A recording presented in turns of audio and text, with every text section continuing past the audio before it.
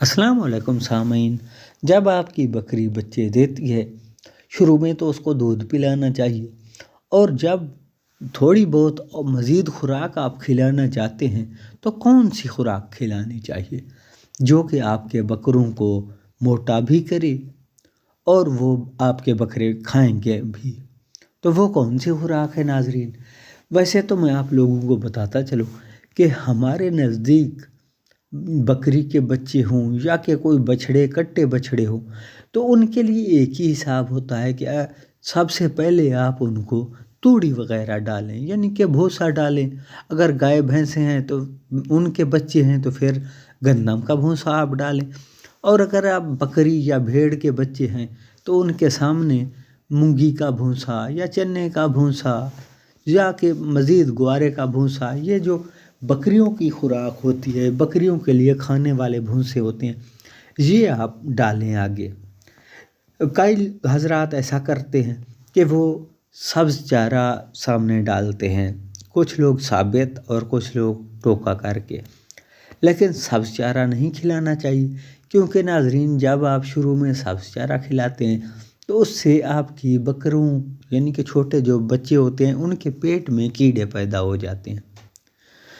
जब पेट में कीड़े पैदा होते हैं फिर आपको डिवर्मिंग करनी पड़ती है। एक तो नाजरीन आपको शुरू में जब आपके बच्चे हैं बकरी के, वो दूध से फारिग हुए हैं, हट्टे हैं, यानी कि दूध अब उनका बकरी का कम हो गया है और आप दूसरी खुराक शुरू कर रहे हैं, तो सबसे पहले एक बार तो आपने डिवर्मिंग करनी है। आपको एक बार डिवर्मिंग कर लेनी चाहिए।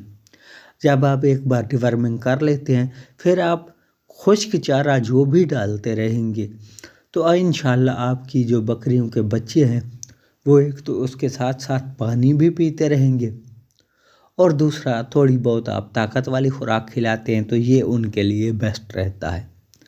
सब्ज़ चारा जो है वो नहीं खिलाना बशर्ते मजबूरी। अगर आपके पास तूड़ी अवेलेबल नहीं है, भूसा नहीं मिल रहा आपको, फ़र्ज़ किया बकरे हैं और बकरों के लिए यानी कि चने का या मूंगी का भूसा आपको नहीं मिल रहा, तो फिर मजबूरी की सूरत में आप सब्ज़ चारा खिलाएं, क्योंकि भूखा तो नहीं रखना उनको।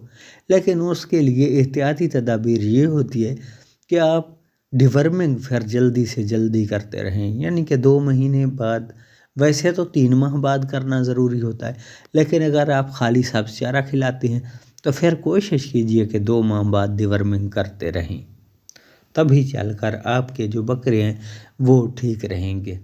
और सब्ज़ चारे में भी फिर 3-4 शिकलें आ जाती हैं। फ़र्ज़ किया आप लूसन खिलाते हैं या कि मकई का सब्ज़ चारा खिलाते हैं या कि सरसों खिला रहे हैं या कि बाकी भी सब्ज़ चारे हैं, कोरिया हो गया, ज्वार हो गई, सवाक हो गई, लेकिन आप एक जो लूसन या बरसीन है ये ज़्यादा अगर आप खिलाएंगे तो उससे आपकी बकरियों को मोशन लगेंगे या बकरी के बच्चे हैं तो उनको मोशन लगेंगे।